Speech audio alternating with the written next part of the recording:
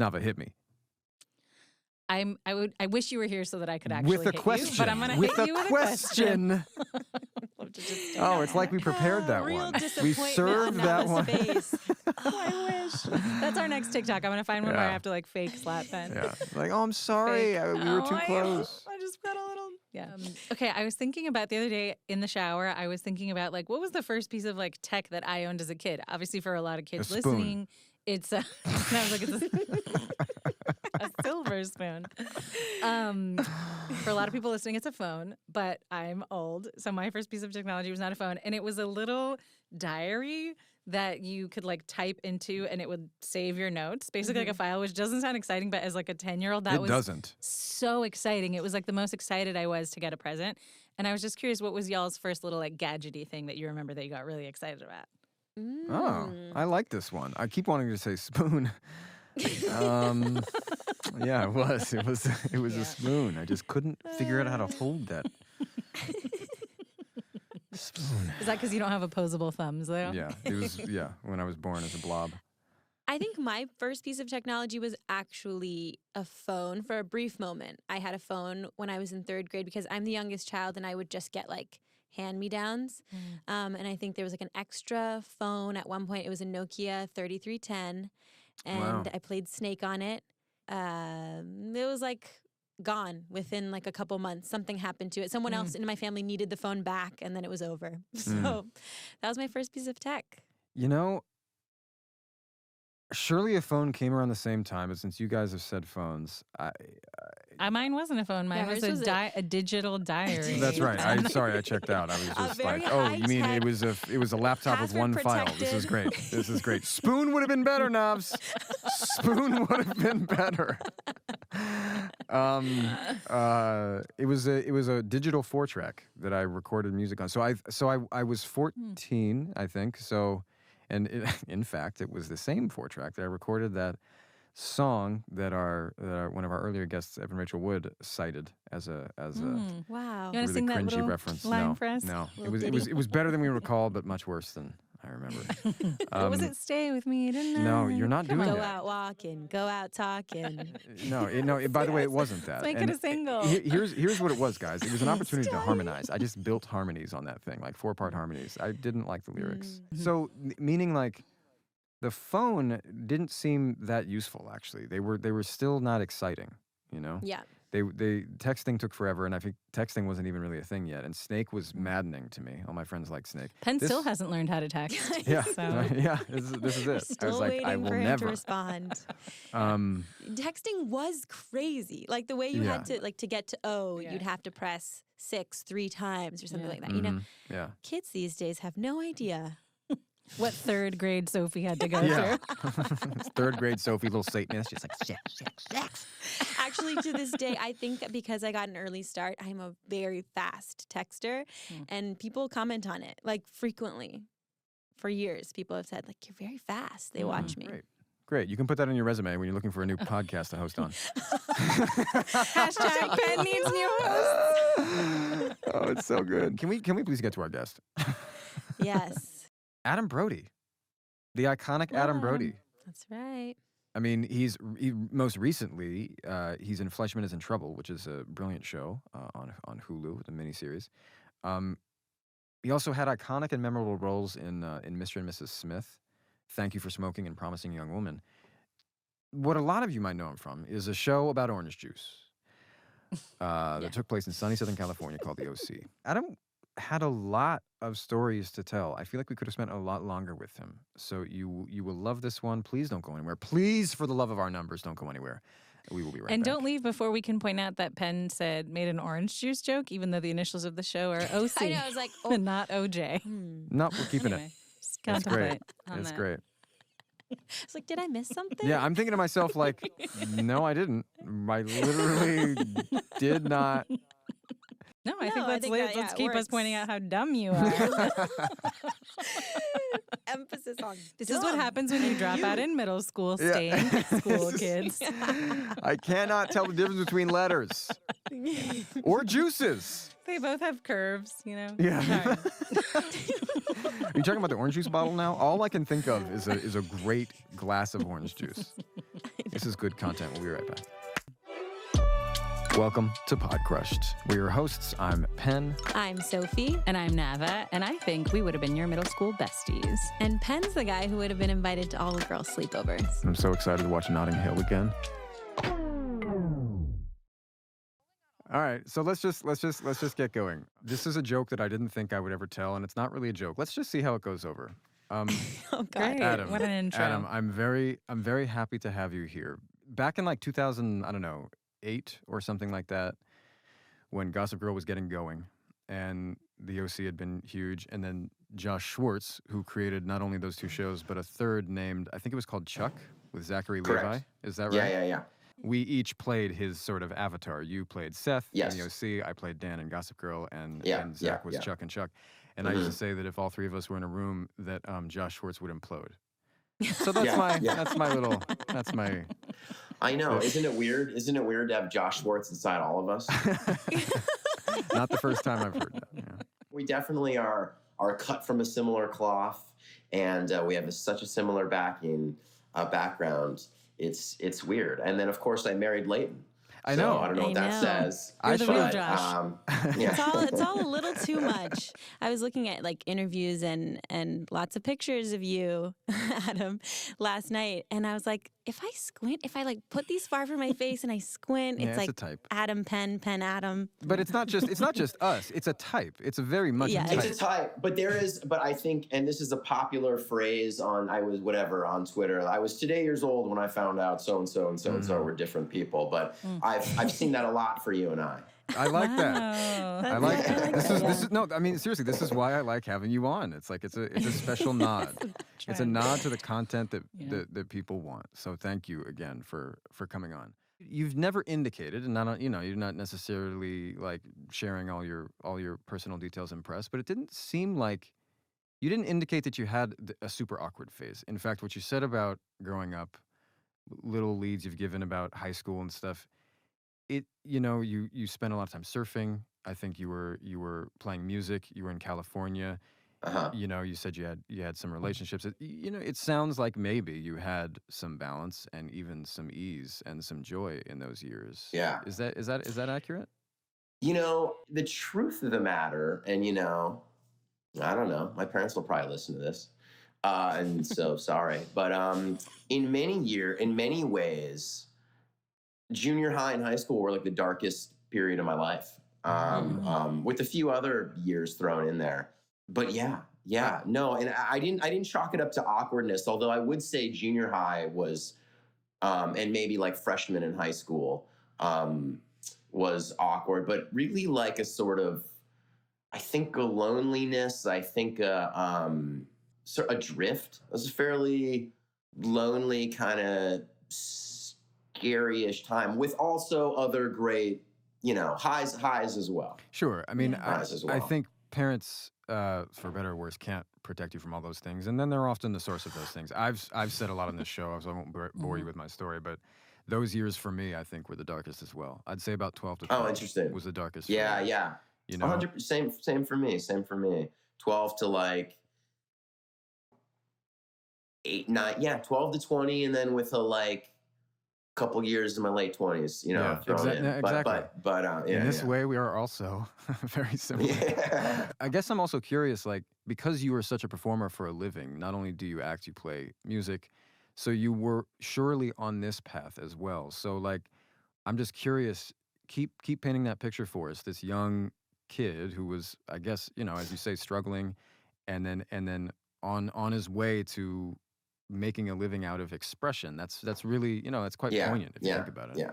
When I was 10, 11, 12 years old, I'm roughly or like almost exactly the same age as Macaulay Culkin. I remember seeing Home Alone and going like, hey, I'd really like to do that. And then meanwhile, River Phoenix was being real cool and dramas. And I was like, I'd like to do that. And I brought it up to my parents and they were like, we can't take you to auditions in LA. I lived in San Diego. We work full time, but go do a play. So I did Inherit the Wind at the local community theater, but it was for adults. And I just was a newspaper boy and I had a few lines and wasn't, so it was kind of boring. It was interesting, but I didn't pursue it. And I completely, I never thought twice about it until I, pretty much right before my 19th birthday. So all to say, I had really, except for flirting with it for, a couple months in 6th grade, I never thought I would be an actor.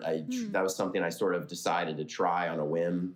And I think that actually, had I known what I wanted to do, that would have alleviated a lot of my stress. But I didn't. And in fact, in junior high, I was really into I started smoking pot early and was really, and I love pot. But I mean, too early is too much. Junior high, too early, I got I got suspended for it in 8th grade. I didn't get to go on the Washington, D.C. trip, etc.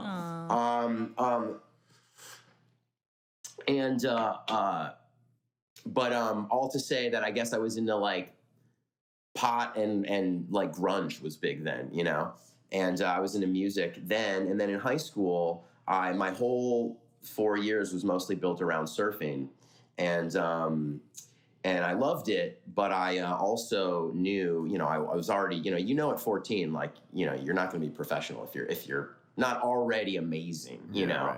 I knew I wanted to build my life around that. Somehow I just thought I'm going to live by the ocean. I'm going to surf. I can't wait to be out of high school and surf. Just when everyone's in school. It was really just, as long as I have an apartment somewhere closer to the beach than I live with my parents. We lived inland, and I was always trying to get closer to the ocean. I thought that would be enough and exciting, and so I went to junior college for a semester. I was I don't even know what I want to do, so I'll just take 2 classes and I'll work at Blockbuster and live in this apartment with a couple other guys, and finally have my dream of surfing on Wednesday morning at 10 a.m. And it was so boring, so quick. I was so. It just felt so anticlimactic, so unglamorous, so, and it kind of freaked me out. And so very quickly, my roommate and I, we had another friend in LA who was starting to be an actor, and we thought let's go just give it a try, and I'll give it a year and see if that's something that I make some headway in and have a knack for, and I'll go from there. But that's that. I think part of what was missing for me was a sense of direction, and I was so uninspired by school. It was like white noise to me. I mean, it just bored me to tears, and to the point I understand now that I think I'm smart. I didn't even think that in high school. I didn't think of myself as smart. I didn't think of myself as funny. So I don't know. That's that. And then junior high in particular. There's a socioeconomic element to this that I'll never, I only have my own myopic view on. But I went to, so I don't even know. It's tough I'm trying to say kind of what class I grew up a little bit. And, it's middle, I think, maybe it's upper middle per capita for the country. But, they had an elementary school in my school, and that was fine. And then, or in my suburb, and then we went to the neighborhood over. They didn't have a junior high, and although I don't think of it as a rough town, or part of town necessarily, it was definitely tougher than where I grew up, and I saw more fights and violence, and saw some darker stuff in those 2 years than I did in my high school, the preceding or the following 4. Where I went to the new high school that opened in my suburb. That's interesting. And, I survived. Most of us survived. I mean, I don't know, not everyone. I mean, we had a friend kill himself. But I don't think it was because of junior high. Yeah. In 8th grade. It was one of the kind of tragic things that happened there.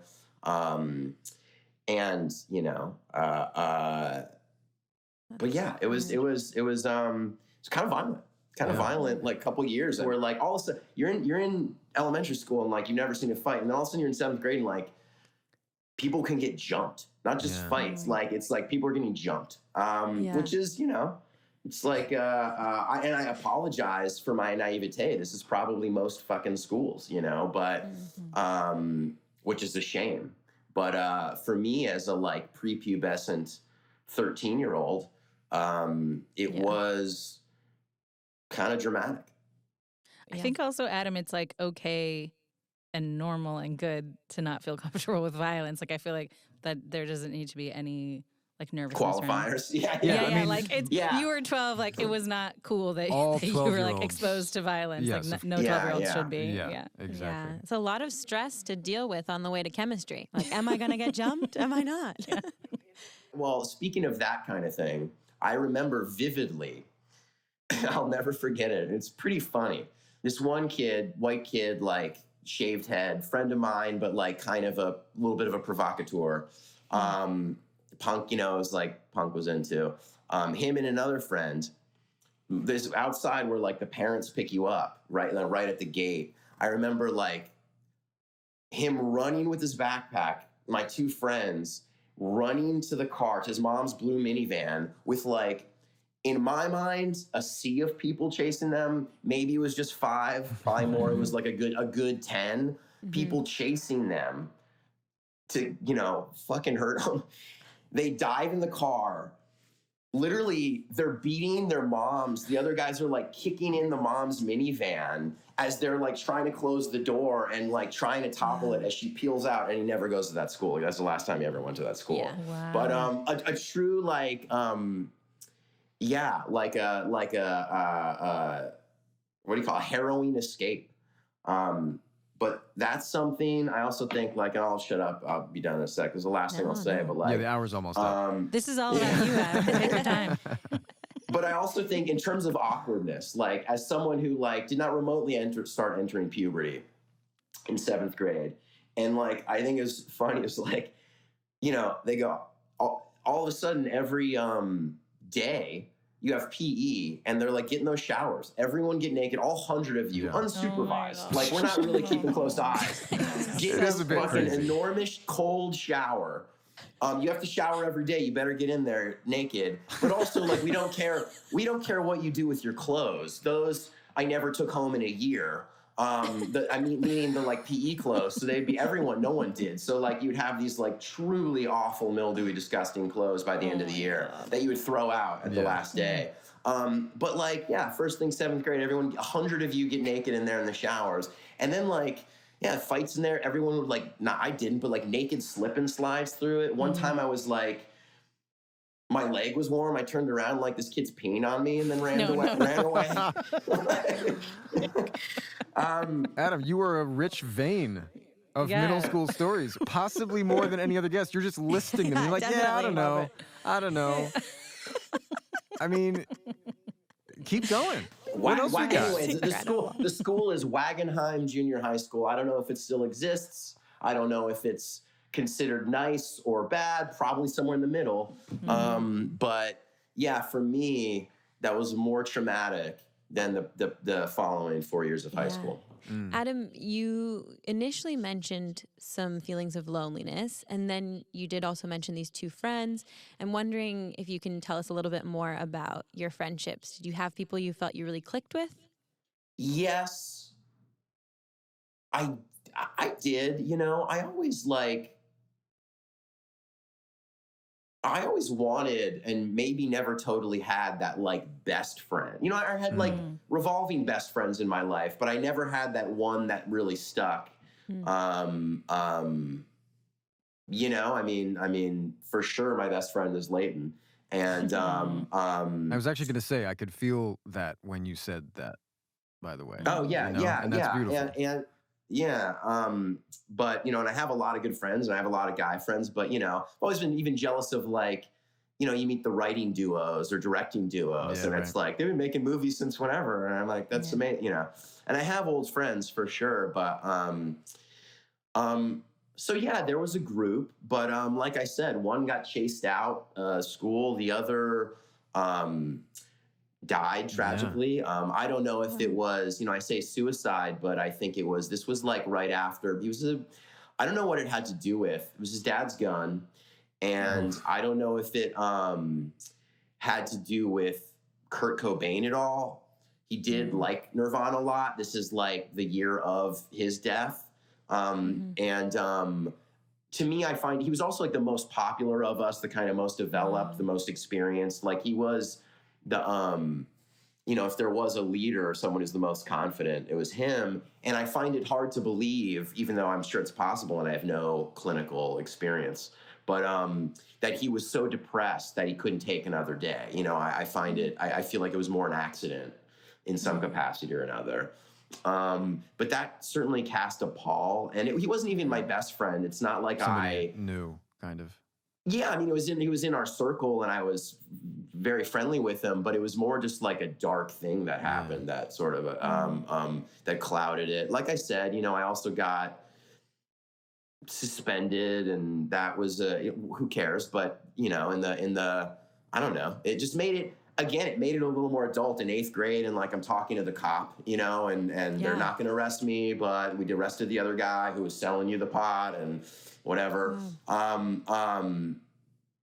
It felt like adults kind of quickly. The picture you're painting is vivid and sort of technicolor, as dark as elements of it are. Being at all close, significantly close to somebody who takes their own life or even just dies suddenly, especially with a gun. I mean, in this country, this is becoming more common, but it certainly shouldn't be, because it's a tragedy that marks your youth. Yeah, and I think too, hopefully, if there's any counterweight to that, and I think generationally, we are more in communication with our kids than I think we, communication is getting better between generations, and so I just think like, with my parents and all parents of that generation, like you just didn't talk in the same way. I have a hope. My kids are much younger still, but like, I just have a hope that I will be able to have more, get on their level more and have more of a, open communication and be more knowledgeable myself about how it might affect you and, how it might affect them. And so I think when I say a little bit lonely too, I don't know, my parents were always a safe place, but I mean, anyone, you grow up and they recede more regardless, but I feel like, I don't know, they were working, as most people, as most are, but it's also like I don't know how much we were talking, and I mean, I do know, not that much, and I love them, and I have a lovely relationship with them. But I think some of the things are generational. So if there's anything that gives me a little bit of hope going forward, it's that like the lines of communication, I think, might be more open. Yeah, we had someone on our show, Gabor Mate, who is a physician and author, and talks a lot about child development. And Nava actually asked him a question. She asked, like, how can we prevent trauma that's experienced, or, a traumatic event that's experienced in those adolescent years? How can we prevent that from kind of crystallizing into long-term trauma? And his answer, or part of it at least, was to talk about it, to have adults in your life who can talk about it with you. But he did specify too that it shouldn't be your parents. Like he was he said if it is your parents, you're really lucky, but oftentimes it won't be. Yeah, that for most people they don't have that relationship, and that it's really important in communities that there be adults that you trust, that you can go to. And actually, as you were speaking, Adam, I was thinking, I agree with you about like parent and children relationships, and that's really important. But we're like more and more isolated from communities, and I think human beings, just as like tribal, sort of like our the nature of our species is actually to be in groups. And we thrive in communities, and we're like more and more isolated. And especially with like technology, like people being behind their screens, this generation is the loneliest ever documented. The most anxious, the most depressed. Well, I know. And it has to do with isolation. Like that just has to be a key part of why there's so much anxiety amongst this generation. Yeah. It's sad. Yeah. I don't doubt that at all. This is a hard left turn, but I do want to go maybe to some lighter topics, or maybe not. Maybe you experienced some heartbreak, but we want to ask you about your experiences around relationships in junior high, maybe even into high school. Like, what were your first experiences around love and heartbreak? I mean, even in like 2nd grade, I remember. I mean, and I think she felt the same. I'm not sure, but I in my hindsight, I feel I had a girlfriend briefly. Like I was early to dating, early to yeah, falling in love, or at least in lust and like and friendship, all those things. And so I felt like I had a couple girlfriends in elementary school. They were both tomboys that I believe were very good athletes that turned out to be lesbians. I don't know what that says, but it's a funny coincidence. And then I kind of felt like by the time I got to high school, and I think honestly, part of the reason I was so one of the reasons I was so underwhelmed with my high school and high school in general, and more drawn to the beach and that culture, is because by the time I got into high school, I knew the small pool of girls, and there was just no one excited. I felt like the dating pool was too small, and and so yeah, it didn't have that glamour or appeal or excitement to me. A little bit when I was in the younger grades and there were older girls, to have crushes on, but basically by the time I was older, I was dating girls I met at the beach and things like that, and in that world. Because, the beach I went to, a few of us surfed from my high school, but then... Wait, for your high school? No, from my high school. Oh, sorry. I kind of they had a surfing team. Wow. No, well, they did have what we did have. It was kind of this it wasn't a scam, but it was. This explains a lot of my high school too. A nice way to start that sentence. I'm excited. We had four of us in our school, because there's only 4 serious surfers in my school. It was an inland school. Had what was called surf PE. And it was basically you could do it for anything if you were training to be an Olympian or a professional athlete. You could ostensibly, I'm going to be an ice skater in the Olympics. For 5th period, I need to go and train at the ice rink. I'll have my professional coach sign a bunch of papers. You sign up for it, and then somebody, an adult, professional, signs the papers, and you get the free period, and nobody's checking on you. And that's what we did. But it's not like I didn't surf. I mean, I surfed. We would get up at 5:30 in the morning and surf, and consequently, I slept through all of high school. I mean, that was another reason it was uninteresting to me, is because I was asleep. I was so tired. But anyways, yeah. So all to say, I was much more drawn to everything that was happening culturally at my local surf spot. Adam, just before we leave this topic of love, and I think you listened to it, so this will be fresh for you, but Leighton shared a sweet story of the first time you entered her consciousness was on someone's screensaver, actually, before you guys met or she was aware of you as an actor. And I'm wondering if you remember the first time Leighton entered your consciousness. I think the first time I saw her is when I met her, and forgive me if you were you. I don't know if you'll know if you were there or not, Penn. I remember us having an early conversation on a rooftop in Manhattan. I remember being at a party or something with you. It was a small party, but I'm pretty sure Leighton was there. But previous to that, at Canner's, the deli in Los Angeles, I used to eat there all the time, and I think Josh, I was there on my own with maybe a friend or two, and Josh happened to be taking a bunch of the cast of Gossip Girl through after a party for your first upfronts, and I saw her, and yeah, that's when I saw her, and I was smitten instantly, and I was smitten for a long time. I didn't get to know her for many years after, even though we even worked together briefly, and I didn't get to know she's so lovely, and she's so sweet, she's so nice, she's so good, and yet. And this is to her credit, but she remained elusive to me for so long, and aloof. I couldn't get a total read because, even though she professes to have been interested in me and all those things, not only did she not pursue that, I mean, she was perfectly willing to let that never happen if it never, many false starts, and she was perfectly willing to let that message in the bottle return to sea, at several points. That means she already had faith in your love. She was already letting you go.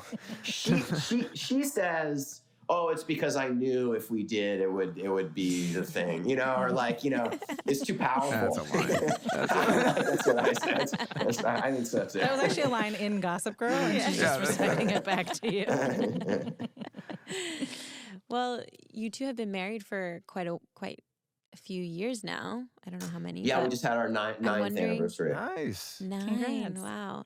Well, I'm Thank you. wondering if there's anything sort of surprising about marriage or about relationships that you've learned with Leighton. Yeah, I mean, well, let's see here. I mean, there are the basics, like, because I thought I was in long-term relationships before. And while I had been in a few 2-3-year relationships, a 2-year relationship, and, you know, they felt significant, and they are in certain ways, but there's no comparison in my mind to the level of, like, they didn't require teamwork in the same way. You know, we didn't have to be on the same team. We had to, like, tolerate each other and enjoy each other. And as soon as we weren't, we go our separate ways. And not only when you're married and have that commitment, but oh my gosh, when you have kids, you know, you are partners on the most important project of your life. And there's a lot of work required from both of you. And it's not just, even though it's the most pleasurable thing in my life, it's not always instant pleasure. And there's a lot of, you know, compromise and pride swallowing. And, you know, but we're very fortunate. And I also think if done right, if you can be so fortunate, you know, and this is kind of Leighton's line, but like, I believe it too. And I don't, hopefully it doesn't sound condescending or like gloating, but we kind of both, I think, believe, and I think it's just a romantic in us maybe, or our penchant to not fight. I've never had screaming matches with anyone I've ever dated. But like marriage shouldn't be, you know, there's a trope of like marriage is hard. And I don't think so. I don't think in its best form, it shouldn't be. Raising kids is very hard. And, you know, but ideally, like, you're complementing each other, you know, your skill set, and you're growing together. And like, it shouldn't, you know, I personally would be unhappy if I thought my big takeaway from marriage is it's fucking hard. Yeah. You know, yeah, I don't know. I'm a romantic, and I sort of have, Oh, that's sensible. I you know, and to I'm so fortunate, and to brag, you know, I pursued a career, and I don't know what else I would have done. There's a million ways I could have been stuck in something I like, okay, but I was so fortunate to be able to pursue and have a career in something I love, and I feel the same way about, you know, my relationship and marriage, and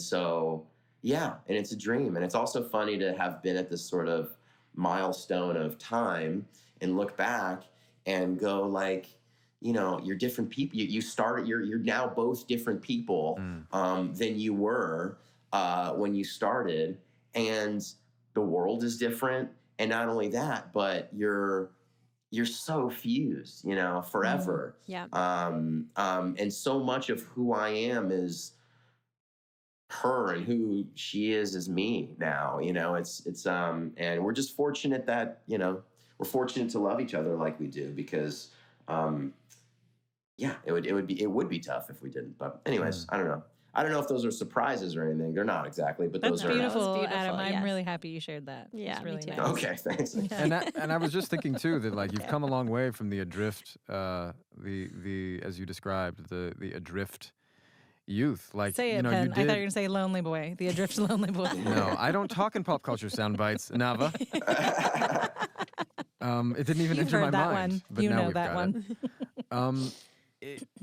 Honestly, like, you know, you described, I don't want to put words in your mouth, but I mean, it's, you know, it sounded like you're kind of feeling aimless at least, feeling adrift, feeling like, you know, you really didn't know what was going to happen, but you pursued a career and achieved it. And, you know, having a healthy and successful marriage and family with kids, that's an amazing thing. So like, congratulations is the wrong thing to say because it's your life, but I mean, it must. I'll take it. Do you get I'll take it. do you get a sense of like gratitude or satisfaction or happiness, or just the sense of how you've grown? Absolutely. I mean, I'm the happiest I've ever been. I'm the most content I've ever been. I'm the proudest I've ever been. And, to go on bragging further, oh my God, I mean, the proof of it all to me is in our kids, like they're so great and we have such a great relationship with them, and I feel like that's just the ultimate. Yeah, I don't know. yeah. That's the reward and that's the satisfaction. And that's even where a lot of the source of pride comes from for me. A big part of perhaps our happiness, a big part of our is the fact that we are so financially secure and we have such dream jobs with such dream schedules that we are allowed the freedom. We are free from the pressures of a lot of the pressures, not all of them, but a lot of the pressures that 99% of people have. And also we have more time, unlike even my parents, to spend with our kids. I mean, that's one of my favorite things of this job now, being an adult, is the work-life balance. And so that puts us in a different realm, and it's a real different context. So, I'm aware that I could sound wildly out of touch when I say the stuff about my marriage, and I also say the stuff about our kids, but, I just think the idea, and I think people feel this way less and less, but it's an outdated idea. You have kids and then you work, and then they're off to college and you're 18 and you're out the door and you're done. And I'm just like, why would you do it? Why would you do it? It's the most work you'll ever do. If you're not going to be best friends, if you're not going to want them sleeping in the fucking bed, why? Like your bed. I mean, not always, course, but like if you're not going to want to hold their hand every minute of the day, like, God, it's a lot of work. It's a lot of work just to point. just to go like, I did it. You're successful. Job done. Come see me at Christmas. I don't know. I mean, perhaps that's satisfying enough to most people. And, most people, again, are just putting one foot in front of the other. And so are we to an extent. But like, I just feel like so happy and fortunate to be able to drink it in. Because holy shit, is it, hard work, but also hard work's rewarded. I have to say it's nice and it's refreshing to hear someone say with some confidence, like, to talk about their happiness. It's a really lovely thing. Oh yeah. Okay, cool. Thanks. Well, I feel so fortunate, and I feel like also like, well played, Adam. Well played. Yeah. Okay, well, you know what? That's enough. Pat on the back. Now I've had enough. We're editing that one out. Adam, let's talk about your career a little bit. You've done some of the most iconic projects ever, some incredible movies. I just want to ask you one question about the OC, because we would be remiss not to. Yeah. I actually just want to know if you could share one of the most joyful days on set and one of the hardest days on set. I don't recall a particularly hard day. And I think of it all as mostly joyful, even in the second half, which I've been very open about, being much more disillusioned with. And while I still maintain that I was friendly to everyone, I certainly was not as respectful of the work as I could have been, but also, it is what it is. And anyways, even with that said, because I knew everyone so well, because because I was so comfortable, because it was, for whatever reason, I was able to do so much reading on that set, just stuff like novels or, newspaper, whatever. It was a very comfortable, I had my dog around. It was a very comfortable set. So even in the latter years when, the work was less invigorating, and even when I dated my co-star for a big portion of it, and then we broke up and we were still hanging out like a day later, it was still fine and friendly and still hanging in each other's rooms and chatting and like, so all to say, like, I don't recall a particularly hard or dark day. And in general, the whole thing was pretty fun. Yeah. I heard you say something in an interview that I really admired. You were talking about acting, and you were saying, like, there are some projects that you've been extremely proud to be part of and that you, like, respect the art and you loved. And then also, on the other hand, you also see it as a job. And so if there are some roles you want to take to be able to work and to be able to feed your family, you're going to do that. And I think that's not always how people talk about acting in that industry, but it is a job. And hopefully, you know, it's also a way that you can express your art and your creativity. But I just really loved that take. I feel like I hadn't heard anyone say that before. Yeah, I think, a lot. I mean, listen, I think people don't want to disparage the projects they're in. So anything they're doing press for is always the most challenging. And it's exactly what I want to do because X, Y, and Z. But, I mean, myself, it's like I watch a lot of stuff. How many things do I really like a year? 5, 10, What are the chances I'm going to be in one of those? It's in anyone. I mean, a great script, a great original story is very hard to come by, and everybody knows it, and everybody wants in, and so it's competitive, and it's. But that said, I've had as much fun. In fact, maybe the most fun I've had are on comedies that aren't particularly good, where they kind of require a lot of improv, and we're all just making each other laugh, and the script certainly is not sacred. They don't turn out to be the best products, but that's kind of where I have the most fun, honestly. There's another excitement to when you're doing something, you're like, I think this might be kind of special. We might be, that's its own kind of excitement, but in a way that comes with a different level of like stress. And in some ways, I think the worse it is or the more one-dimensional it is, the more I can kind of like, the freer I feel. If it's really good, I'm like, I just want to do this service. I just like, it doesn't even need my input. It's perfect. Let me just try and sing this how it's written or whatever. I mean, look, the perfect blend is both. It's like it's written beautifully, but it also wants a bunch of new inspiration and take it in a bunch of different directions. But again, oftentimes when it's not as well written, I feel like the stakes are a little lower and I feel like there's more blind spots in it or room to throw in extra ideas. And so, yeah, I don't know. That's fun. But, so yeah, I guess to summarize, be creative in anything, highbrow, lowbrow, whatever. And, it's all a lovely way to make a living. Speaking of 5 good projects, I love Fleischman is in Trouble. I think it's like one of the best. I'm obsessed with that show in Succession. For me, those are 2 of the best written TV series I've ever seen.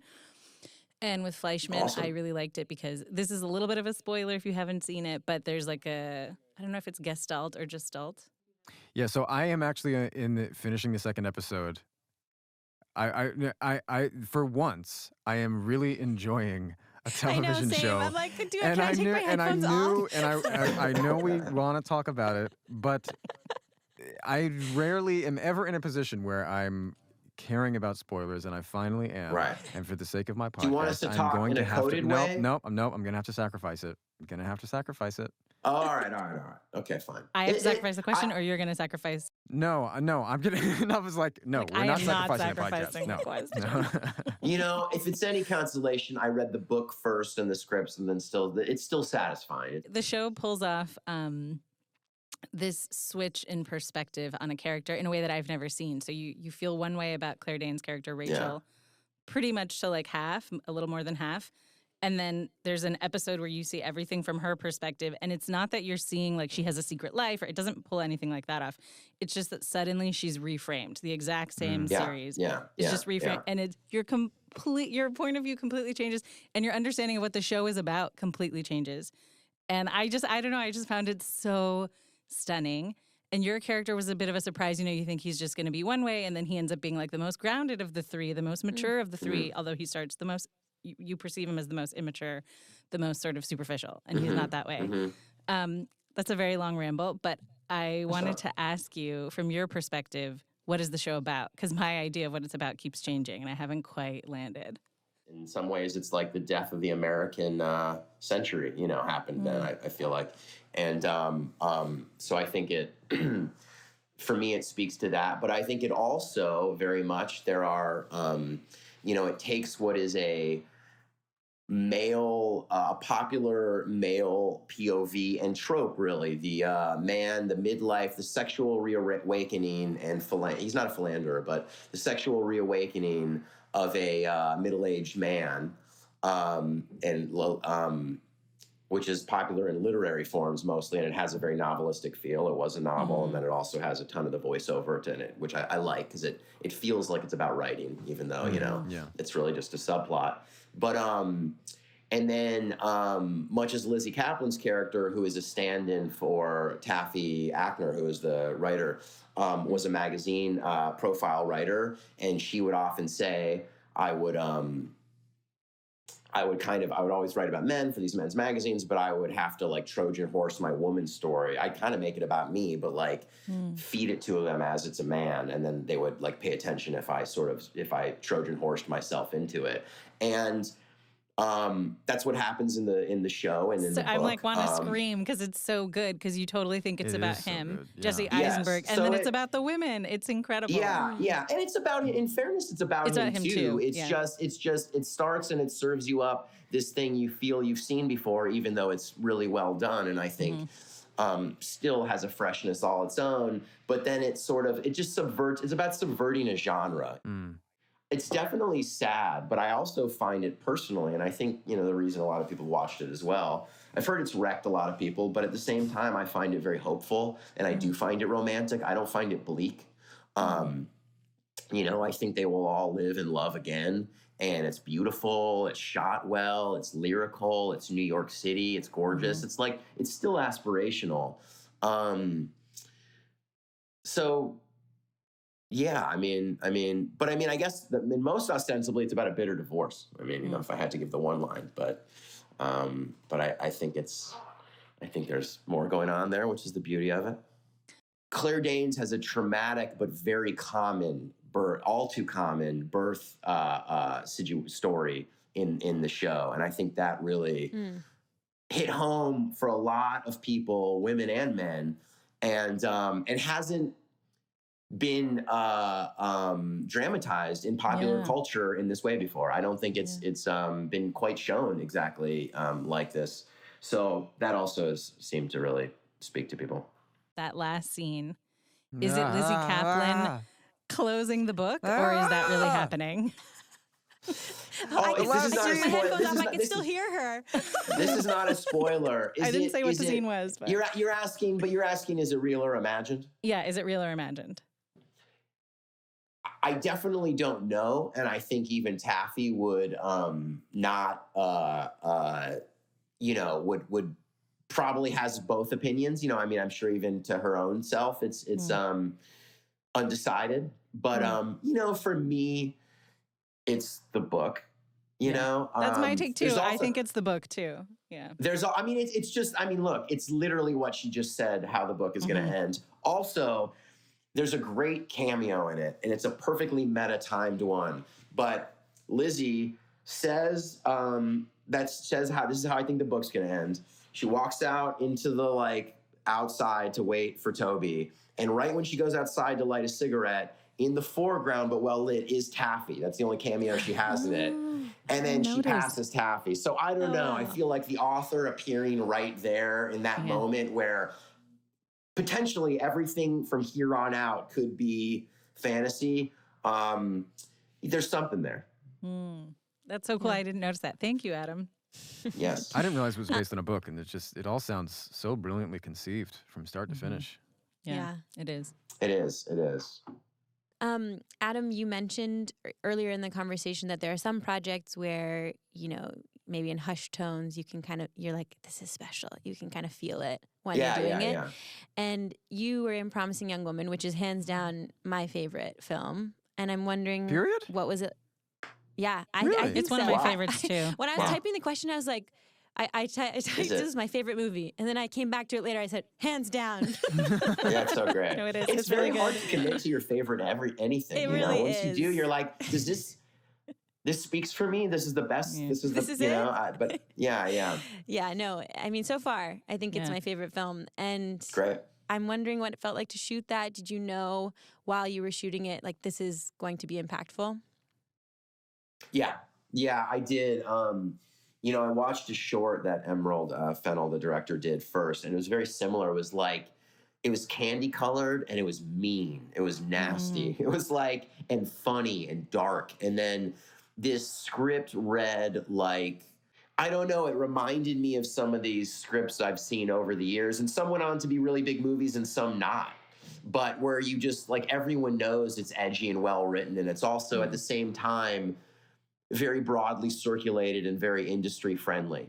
It's not like a little indie script that and it's, and you're cheerleading it. It's like, no, the town knows, like, this is the cool, this is the hip one. Yeah. But anyways, yeah. And then the cast was like, it's just filled with great cameos, but anchored by Carey Mulligan. And so, I knew for sure that the floor for that movie would be pretty high. Every time I think about Promising Young Woman, which I also really loved, it's one of the only movies that I've watched like back to back. Like I watched it with my dad, and then I went back and watched it the next day because I was like, I need to process this. Like it's so powerful. But I heard Carey Mulligan tell a story about, the scene. I'm spoiling. I'm ruining everything. No, the where she's pillow suffocated scene? and that she almost died. And I think about that all the time. Like I don't know why, but I think about it all the time. Like how do you protect actors from something like that? Wait, she actually almost Yeah, died? they had come up with this. So he basically he suffocates her with a pillow, and when she and he had practiced it, they had talked about she would say a safe word if it was going too far. And he was going too far, but no one could hear her. And she was screaming under the pillow, and she was dying, and a crew member noticed. And then they pulled it off her, and she had to leave, and she was like sobbing because she almost died filming that scene. And I just think about what would have happened if she had died, how it would have ruined. I mean, how many lives would have been ruined? Like, I don't know. It just really, that story really shakes me up. That scene in particular, it goes on forever. That's what's so brutal about it. It's not like a movie like, oh, she died. He's holding the pillow for like 2 minutes. I mean, it's just like you watch like a fish flopping on the boat for, as long as it takes, which is particularly brutal. I mean, maybe it's not as brutal, but I just recently on a plane rewatched Casino, and the Joe Pesci and his brother death always stayed with me because it's so freaking long. And, you're just, anyway. So, real-time deaths in stuff are pretty visceral, pretty powerful.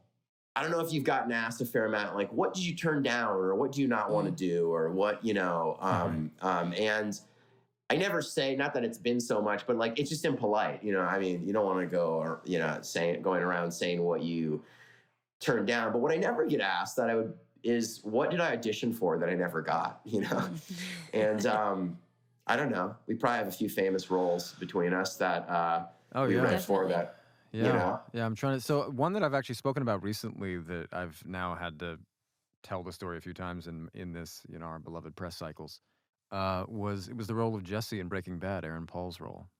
Oh, wow. We were the two, we tested against each other, and I thought I was going to get it. I really, really was tired of television, wasn't wanting to read television scripts that pilot season. I'd already been doing it for something like 8 or 9 years, and that one was so exceptional. The voice in that script was so, I mean, when you read a lot of scripts, it's like there's a similar voice throughout many of them. Nearly all of them. And that one just had such a different voice. And, nobody knew about AMC at this point. It was like, AMC? What? Sure. I mean, of course, nobody knew getting the script exactly what was going to happen. But I wanted that role. And which has only happened 3 times, and 2 out of the 3 I got the role. I thought I was going to get it, Yeah. And then I didn't. Yeah. And I don't even recall being heartbroken or crestfallen, but I was like, all right, you know what? Then that's it. I'm not going to do any more TV. Yeah. I did nothing but more television. Yeah. What's your, I don't know if you're similar. My philosophy is, a lot of people, I think most actors, they read for something, they want it, and then they kind of like try to forget it, don't, put it out of your mind, and for me, it's not that it's backfired. I always kind of try to enjoy the moment and go like, no, it's just if you're going to fantasize about having it, really fantasize about having it. You'll be you mean when you're saying before you've but like as you're auditioning, Before like you dream know, about you didn't get it. I see. Yeah, like if you read for it and you're like, I don't know if I got her yet, you know, and you try to like not have your, you know, most of the time, I feel like most people you try instinctually to like Not get tamp excited. down your expectations. Yes, and for me, I have kind of just taken to embracing that moment and that like euphoria and just kind of going like, no, I'll let my mind go there. I'll enjoy thinking I have it. And if I don't have it, I probably won't be any less crushed than if I tried to like put it out of my mind and then I find out I didn't get it. And then I'm like, okay, fine. Right, good. yeah. You know, like so I don't know. I can't recall the I don't last know. time. I don't know what your philosophy is. No, I think yours is probably healthy. It's again, you just continue to express nothing but emotional health here. I think I don't know. I can't recall a time recently that I've had a long wait period. I mean, the truth is with the pandemic Sure. and my show becoming so big as it is right now, I've not really, and then having my first biological son, I've not really had the time to like pursue a role like that or to get excited that I could, Sure. Same. I mean, I most of my work comes with a phone call and not with a, you know, audition. Yeah. So it's not, well, I mean, there's been but things. when I do. I mean, you know what I think I have that I've overcome or am overcoming, but I had for nearly all my 20s was probably like a tough cynicism about the industry and about the likelihood of things going your way, which is actually statistically like Interesting. true. You know, I mean, it actually Yeah. doesn't. I did have one role that I really loved where I played Jeff Buckley, and that was, you know, that was like the peak experience of dreams feeling as though they were coming true. You know, I can't recall any others though. That like where Side note, I was listening to a lot of Tim Buckley, and Leighton can't stand it, but I like it a lot. Tim is an acquired taste. It's an definitely an in acquired joke taste. between us, you know what I mean? Yeah. He's in the The background. voices. It's like, really, like this guy. I'm like, he's got some good ones. I had a therapist tell me that it wasn't about acting. I'm not an actress, but I can't even remember what it was. It might have been about relationships, but that I would like not get excited because it was like so painful if it didn't work out. And he was like, if it doesn't work out, it's going to be painful anyway, but you've now deprived yourselves of like those days that you could have been really happy and excited. Like, that's a good experience. That's a good feeling to have. That's exactly how I feel about it. Like, I'll get my hopes up. Why not? Yeah. Hopes are fun, you know? I love that. And I don't feel like I'll be more crushed versus if I tried to. Well, according to this therapist, you down. won't. According to him, you will feel the disappointment that you feel. I believe him. Yeah.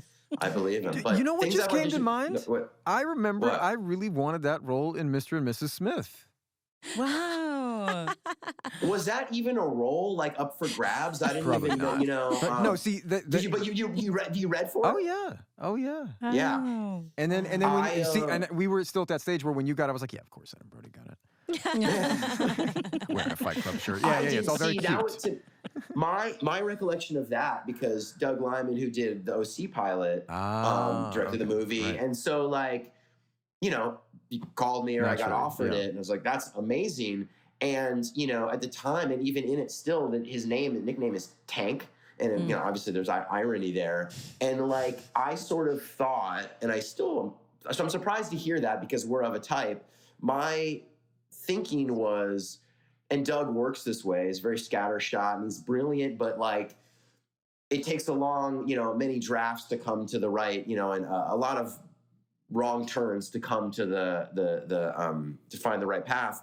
And I kind of thought that they had no idea. The character was such a blank that they didn't know, were we going to go with like The Rock type person, you know, or what are we going to do with this? And then it was like, the idea was, wouldn't it be funny if Adam, because he's so not this type. Right. You know, maybe that would be fun. And I just worked with him, come on over and do it. So I'm surprised that they sort of were reading similar types. I have no recollection of, but I do. I know that I read for it, and I know that I was interested to see who it was. And I mean, it's not, it's an iconic, memorable role, but it's not a huge role in the movie. So it's like, it wasn't. No, nor am I particularly good in it. You know, No, you're so good at it. Disagree. I think you're exactly Disagree. right. I think it's iconic. Look, tonally, clearly the movie's a hit, so like it all works. You know, it's a well-regarded movie, and it was very good. But you know, for my own, it's a shame for me that, and all it would have taken for me to like feel differently is like one smart improv that I thought was funny. You know, I had the room. If I could have just came up with one thing that I thought was clever, it would be the difference between me liking it and hating it. But as it stands, I can't bear it, which is a shame because it's a classic movie. Yeah. You know, it's like maybe the biggest stage I've ever been on, but what are you gonna do? The last 20 years, we've seen so many superhero films that no one was prepared for the last 2 decades of superhero films, I don't think. I did not see that coming back in the day. You know, I mean, we live in it's like those are the biggest films in the world and have been for a long time. Shazam is markedly different from what I understand. I mean, what is your experience of it, and what do you think makes it different and sets it apart? The differential is that they're kids, and it's a big concept where kids say the word and they become adult superhero versions of themselves. So even though they're adults, they have kid brains and they're talking like kids and they're acting like kids and nobody knows they're kids. And therein lies the whole concept and the fun of it and the kind of joy and innocence of this versus the darker stuff. And it is markedly different, especially from recent DC that is so that is getting real is dark and dramatic. Yeah, and no disrespect to that, I like that stuff too. But yeah, you know, I mean, Marvel has had some lighter stuff. You know, Spider-Man is. I think they're like, you know, the Tom Holland Spider-Man stuff is probably the closest tonally to what we're doing because he's a, you know, they went with a young, you know, he's a kid and they play into that, and I think that makes that fun as well. So David is my husband, and he's a producer on the show, but right now he's in Australia and on a different time zone, so he wasn't able to own up to writing this. But he had written that back in the day, movies had like at the end of the movie, maybe at the end of the credits, they would have like a BTS reel of bloopers. Blooper reel, sorry, not BTS reel. A blooper reel at the end of the movie that would play these fun moments. And I want to know, for you, if Shazam had that, like, what are some fun moments that you think would play? What would it be? Well, I mean, I think like we spend a lot of time collectively freaking out over a dragon that's chasing us. So if you remove the CGI dragon, you know, you don't even need to like have bloopers. You can just use the takes without the dragon, and it's you know, it's quite preposterous. That's like my show if you remove the voiceover. You're just really. left with nothing. You got nothing. Yeah. So I don't know that, and then I guess like what else? All of us with our fans and our here. You know, this one was Atlanta. The other one was Toronto. The first one we did, so that was cold. So it was like people running out to jackets and in our superhero suits and like, give me my mittens, give me, you know. And in this one, we're just we're cooking. So it's like people running out to get us water and fan our sweaty chests and yeah. That's good. We have a final question we ask every guest. If you could go back and talk to 12-year-old Adam or spend some time with him, what would you say? I mean, what I want to say to him, and I don't even know that it's fair, but all these things you think are colossal, you know, I could be humiliated. What if I, you know, what if I got beat up and cried in front of the whole school, you know? Like, and it wouldn't matter in 10 years is the thing. Wouldn't, I mean, it might matter but it's not going to be relevant to anyone you know, in 10 years. And it's like all these things that are so colossal when you're young are they're formative to be sure. But, you know, I remember I failed my driver's test when I was 16. I took it on my birthday. And I didn't know about a green left turn yield. I didn't know you yielded. You know, you were supposed to yield. Oh, no. So I didn't get in an accident, but it was clear I didn't know that, and I was failed. And I remember those 2 weeks were like the longest, most embarrassing, awful 2 weeks of my life. You know, I was humiliated, and I was like, you know, it was just shameful. And you know, does those 2 weeks, you know, how do I feel about those 2 weeks now? And so to communicate that somehow, this sort of minuteness and insignificance, and at the same time, I don't know, because I don't know if conceptually 12-year-old anyone can really wrap their head around that. And also, does that invalidate their feelings then, you know? Because what does that mean? That like, deeply felt feelings don't mean anything, Right. or you know, the highs and lows of their life. Well, you lost a tooth, so what? You know, it's not a big deal when you're older. You know, does it mean that nothing should have a lot of significance? So I don't know that that's you know, the idea that nothing will really matter until you're older is, I don't know, you know, and it just don't worry about, you know, so I don't know. So other than that, what would I say? I guess I would say that like well-read and being well-educated is really a wonderfully powerful tool and an attractive quality to do anything you want in life later. And so I don't know, to communicate the sort of necessity and the joy of it and the attractiveness of it. Because it just, not only did it not appeal to me in the moment at the time, but it also didn't even seem that like practically, you know, like my dad was the sort of role model and in many ways anti-role model for me. He was a lawyer. He seemed to hate it, or at least, if not hate it, be dispassionate about it, you know? And so he'd admonished me for not getting good grades, and he didn't ask for much. He was just like, just get, you know, a B average and get into a decent school.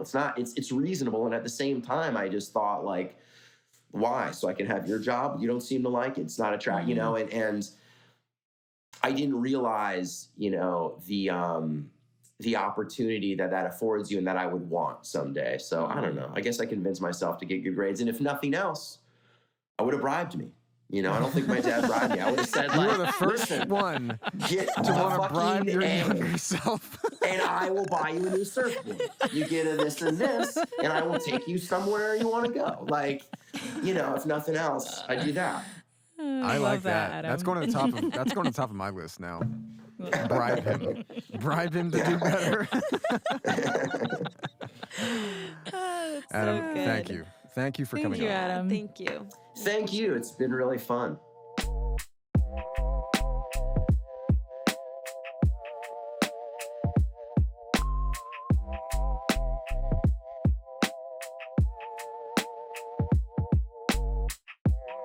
Adam, before we jump in, I already told this story on the podcast, so I just want to share this with you. I've met you. You did a movie with my dad in Puerto Rico called Welcome to the Jungle. I know. Oh, I know this. I listened to Leighton's episode, and she told me as well, and that was very sweet. And I was so pleased that like the one good thing I've done has come back around in a public forum. I mean, what better? Yeah, it's great. But my whole family really loves you, so they were very excited that I was talking. Oh, that's today. so neat. Yeah. Oh, great.